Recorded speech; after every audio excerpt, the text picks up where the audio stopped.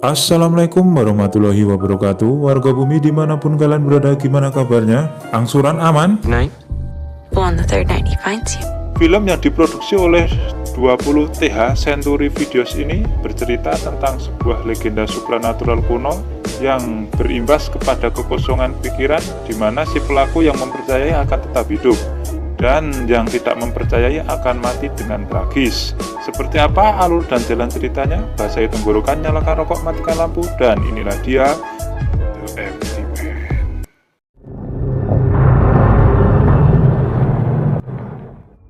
Film yang berlatar belakang tahun 1995 menunjukkan 4 orang pendaki, yaitu Greg, Paul, Fiona, dan Bruty sedang melakukan pendakian di sebuah gunung bernama Ora Valley di Bhutan. Di awal perjalanan mereka terlihat bebas hambatan melewati hutan, sebuah jembatan, dan akhirnya mereka sampai di sebuah bukit. Think we should head down? Yeah. Di mana dari atas bukit, Greg melihat akan ada sebuah badai besar di atas sana. Mereka berempat sepakat untuk tidak melanjutkan pendakian. Saat mereka melakukan perjalanan turun gunung, salah satu dari mereka yang bernama Paul seolah mendengar suara yang membuat dirinya penasaran untuk mencari dari mana asal suara tersebut. Namun di sini Greg, Fiona, dan Bruty tidak mendengar suara apapun. Di saat Paul berjalan mencari sumber suara dari arah tepian tebing, justru Paul terperosok ke dalam sebuah tebing bebatuan yang sempit dan gelap.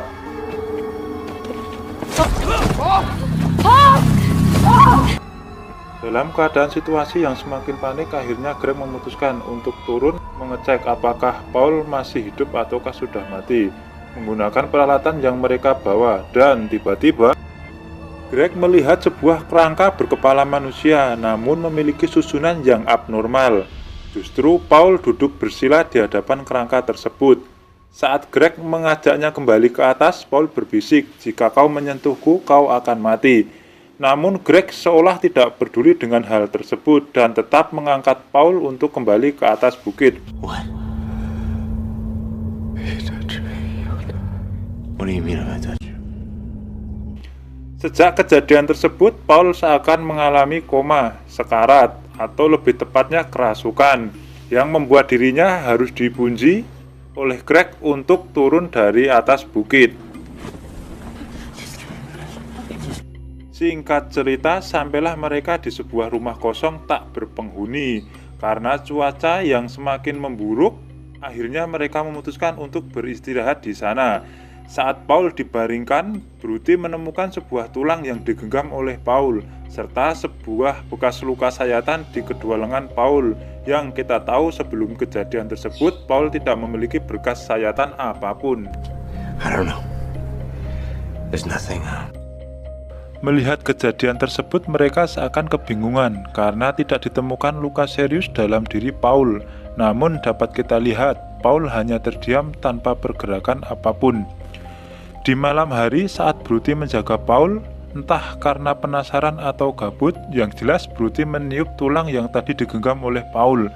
Sesaat kemudian, ada suara langkah kaki berjalan ke arahnya. Namun saat dia mengecek hal tersebut, dia hanya melihat Greg dan Fiona sedang beristirahat.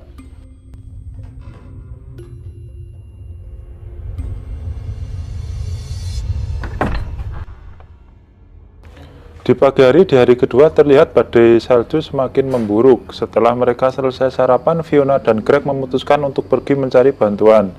Sesaat meninggalkan Bruty dan Paul di sana. Tak berselang lama setelah kepergian Fiona dan Greg, Bruty melihat seseorang di tengah badai salju. Lantas dia pun berlari keluar berharap orang tersebut mau memberi bantuan.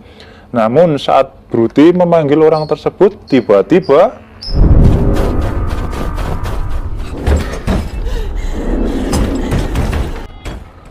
orang tersebut malah seolah ingin menyerang Bruty. Dia pun berlari masuk ke dalam rumah lalu menguncinya kembali. Dalam keadaan keweden, Bruty mendengar pintu digedor dari luar. Dalam waktu yang bersamaan, itu adalah Greg dan Fiona yang kembali ke rumah karena cuaca semakin tidak terkendali. Setelah mereka berdua masuk, Bruty menanyakan kepada mereka, apakah ada orang lain di luar sana? Mereka menjawab tidak ada seorang pun di sana. Dalam keadaan semakin frustasi karena sang kekasih tak kunjung sadar, Brutus akan kalut dan ingin segera pergi dari sana. Namun Fiona dan Greg meredam keinginan tersebut. Di malam hari saat Brutus tertidur, Paul tiba-tiba tepat berada di samping telinga Brutus, seakan membacakan sebuah mantra kepadanya. Sugi, larat. Di pagi hari di hari ketiga saat Brutus terbangun dari tidurnya, dia kebingungan karena Paul sudah tidak berada di sana. Lantas mereka bertiga pun berinisiatif untuk keluar mencari keberadaan Paul. Dan benar saja, Paul sedang duduk bersila di depan sebuah jembatan yang tempo hari mereka lalui dengan pandangan mata yang kosong. Greg yang sudah sedikit kesal mencoba untuk tetap menyadarkan Paul, namun justru dari belakang Brutus menusuk punggungnya dengan sebuah pisau dan menebas leher Fiona, kemudian mendorong mereka ke dasar jurang. Kemudian tak berselang lama setelah Brutus menatap Paul, dirinya juga ikut terjun bebas ke jurang tersebut.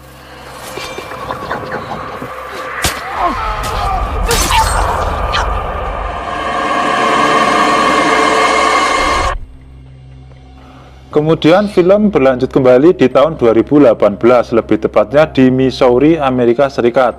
Terlihat seorang pria sedang berlari di tengah keadaan kota yang sepi, seolah tak berpenghuni, di mana pria tersebut bernama James La Sombra, seorang mantan detektif yang hidup menduda setelah bercerai dengan istrinya, hingga dia tak mempercayai akan adanya Tuhan dan kepercayaan lainnya.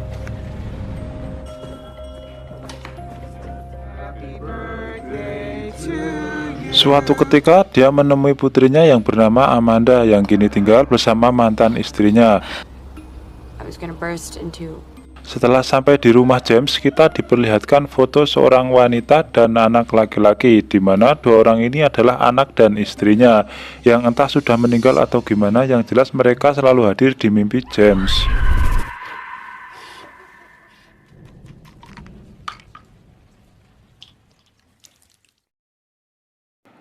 Cerita berpindah di rumah mantan istri kedua James, yaitu Nora. Saat itu mengetahui bahwa Amanda sudah menghilang entah kemana, yang membuatnya panik langsung menghubungi kepolisian dan James sendiri untuk melihat apa yang sebenarnya terjadi, karena ditemukan sebuah catatan tentang sebuah organisasi dan juga tulisan di cermin yang bertuliskan "The Empty Man Make Me Do It".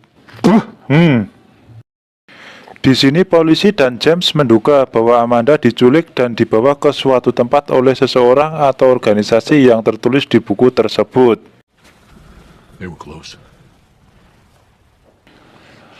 Tak cukup dengan jawaban tersebut, jiwa kemandirian James yang seorang detektif bergejolak untuk melakukan solo karir dengan menemui teman-teman dekat Amanda. Salah satu diantaranya adalah Devara, yang mana saat diinterogasi James tentang hal apa saja yang mereka lakukan untuk beberapa hari ini, dia mengatakan bahwa 3 hari yang lalu dia, Amanda, dan kelima temannya sedang berada di sebuah jembatan di kawasan pinggiran kota, yang mana Amanda menemukan sebuah botol kosong. Kemudian dia mengatakan sebuah ritual untuk memanggil makhluk gaib bernama The Empty Man.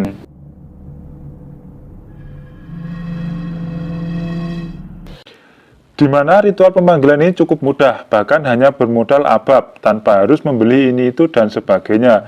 Setelah bernegosiasi, akhirnya kelima teman menuruti perkataan Amanda, meski hanya sekedar meniup botol tersebut.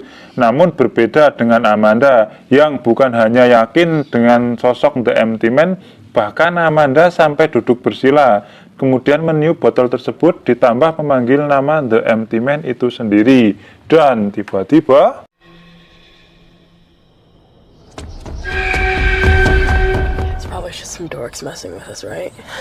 di keesokan hari setelah kejadian tersebut terjadi hal-hal aneh yang dirasakan Devara, di mana dia melihat Amanda membisikkan suatu mantra sama seperti yang dilakukan Paul kepada Brutus di saat itu. Bahkan saat belum selesai bicara dengan James, Devara bergegas pergi karena dia seolah sedang diikuti oleh seseorang. No, I have to go.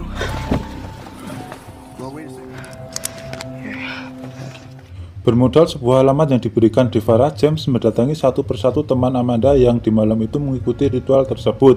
Anehnya, dari sekian teman Amanda, tak satu pun yang kembali ke rumah mereka. Di sini terlihat orang tua mereka seolah sudah pasrah dengan hal tersebut.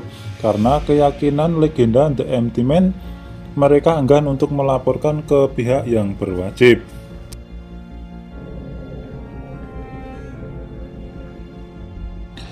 Karena penasaran dengan lokasi yang diceritakan Devara, James akhirnya mendatangi lokasi tersebut sendirian di sebuah jembatan yang mereka jadikan tempat ritual, di mana saat James sampai di sana dia menemukan sebuah botol yang dijadikan sarana pemanggilan.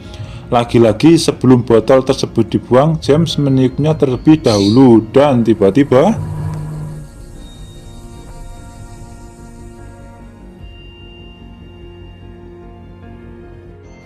James merasakan sebuah hembusan angin yang datang ke arah dirinya. Kemudian James seolah mendengar sebuah suara dari bawah jembatan, yang mana saat James mengecek di bawah jembatan tersebut, alangkah terkejutnya karena di sana kelima teman-teman Amanda ditemukan dalam keadaan meninggal dunia dengan cara gantung diri, sama seperti Brutti yang mengakhiri hidup dengan terjun bebas ke dasar jurang di kala itu.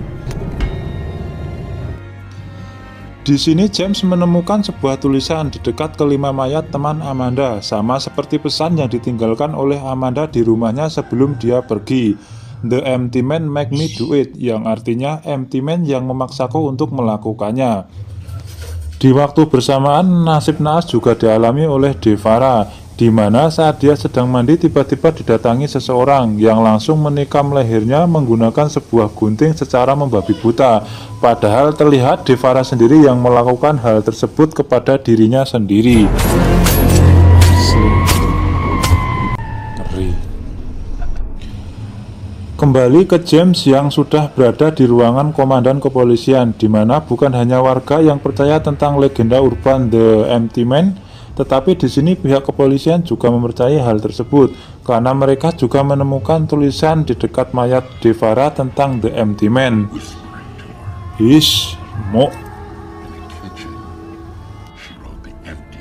Untung menenggon film asli tenanan ya repot nek kahanan ini.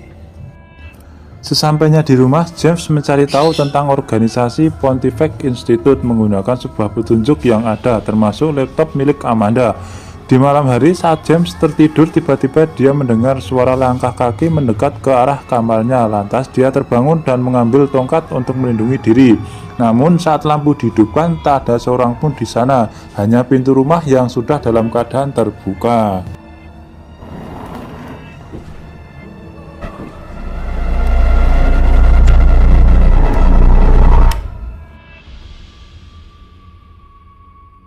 Singkat cerita, pagi hari pun tiba, di mana James mendatangi gedung organisasi Pontifex untuk mencari petunjuk tambahan di sana, termasuk saat dia mendengar seseorang menjelaskan tentang organisasi Pontifex yang menyangkut tentang The Empty Man.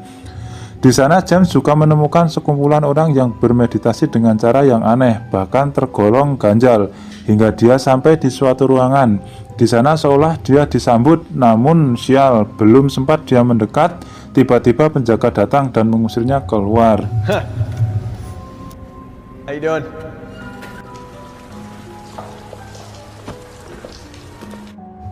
Karena sudah disetting film ini berlanjut, di luar James bertemu dengan salah satu pengikut organisasi Pontifex yang bernama Garrett.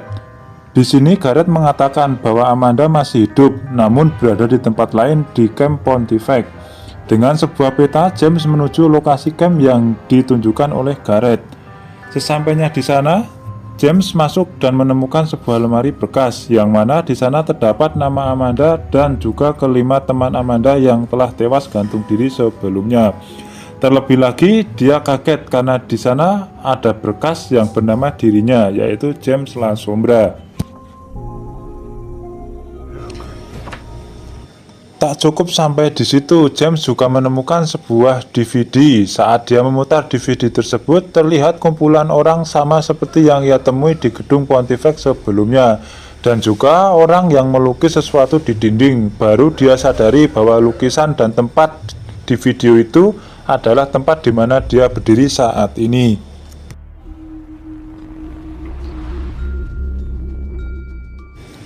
Ketika James keluar dari camp tersebut, hari sudah gelap. Kemudian dia melihat kumpulan orang yang berlari mengelilingi sebuah kobaran api besar, mengucapkan suatu mantra, di mana saat James mendekat seolah-olah api tersebut berputar kencang ke langit. Namun anehnya saat dia membuka mata, kobaran api tersebut menghilang dan orang-orang yang mengelilingi api tersebut seolah menatap ke arahnya. Saat James sadar akan hal itu, dia berlari. Alangkah kagetnya karena James melihat bahwa orang-orang tersebut juga ikut berlari ke arahnya.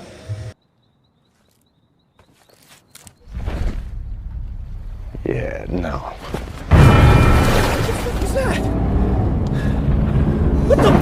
Ketika James berhasil keluar dari sana, dia sampai di kantor penyidik dan menyerahkan semua berkas yang ia temukan di Pontifex. Dan justru hal itu membuat penyidik memarahi dirinya karena saat itu James memang sudah bukan dari anggota kepolisian, melainkan hanya seorang mantan detektif.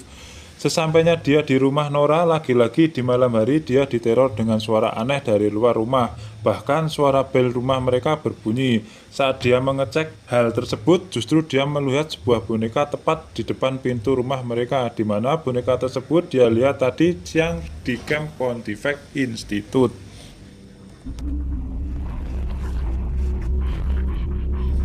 Singkat cerita, pagi hari pun tiba, di mana James mengikuti kegiatan organisasi Pontifex, termasuk Gareth yang menuju ke sebuah rumah sakit, di mana di sana ada pasien, seorang kakek tua yang nampak dalam keadaan koma. Namun justru mereka semua seolah menyembah kepada si kakek tua yang terlihat tak berdaya tersebut. Saat James keluar dari rumah sakit tersebut, dia menyekap salah satu dari mereka, yaitu Gareth, dan menginterogasi di dalam sebuah mobil. Dia mengatakan bahwa orang tersebut adalah pengendali bagi para pengikutnya, termasuk Gareth sendiri.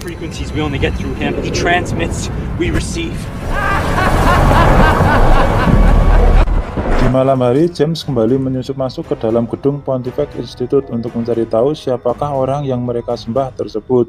Namun lagi-lagi dia menemukan berkas atas nama dirinya sendiri, kali ini dengan data yang lebih valid dan lebih lengkap, seperti kejadian kecelakaan yang menewaskan istri dan anak laki-lakinya di pernikahan pertamanya.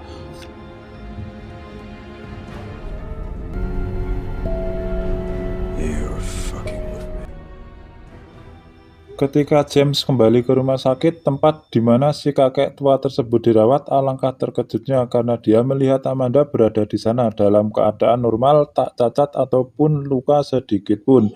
Lantas James kembali menanyakan kepada Amanda tentang siapa sebenarnya si kakek tua tersebut. Kemudian Amanda menjawab bahwa dialah sosok The Empty Man, sang pengendali dan pemberi sinyal kepada para pemujanya. Modulated by an input signal. He transmits, we receive.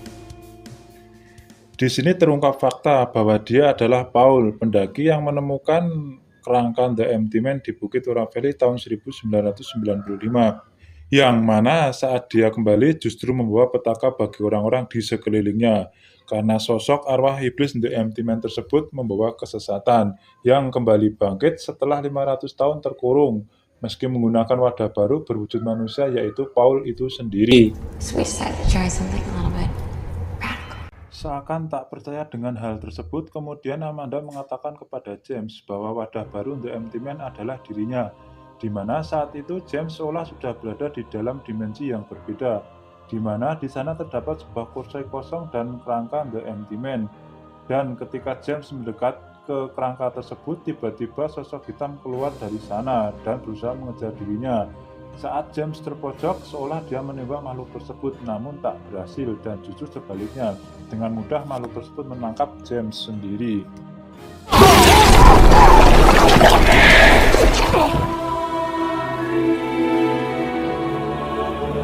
Setelah makhluk tersebut berhasil masuk ke dalam diri James, kemudian dia resmi menjadi wadah baru The Empty Man, yang mana dia kemudian menembak mati Paul saat itu juga.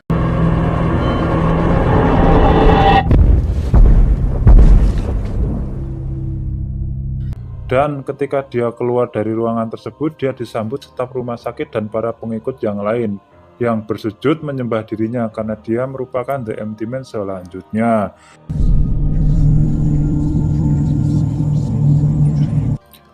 Tamat, ending dan pesan yang dapat kita ambil dari film ini, tetaplah waras meski kenyataan kadang ugal-ugalan. Saya mewakili Bagong John beserta redaksi pamit undur diri. Terima kasih telah menonton video ini dan salam botol kosong tanpa isi.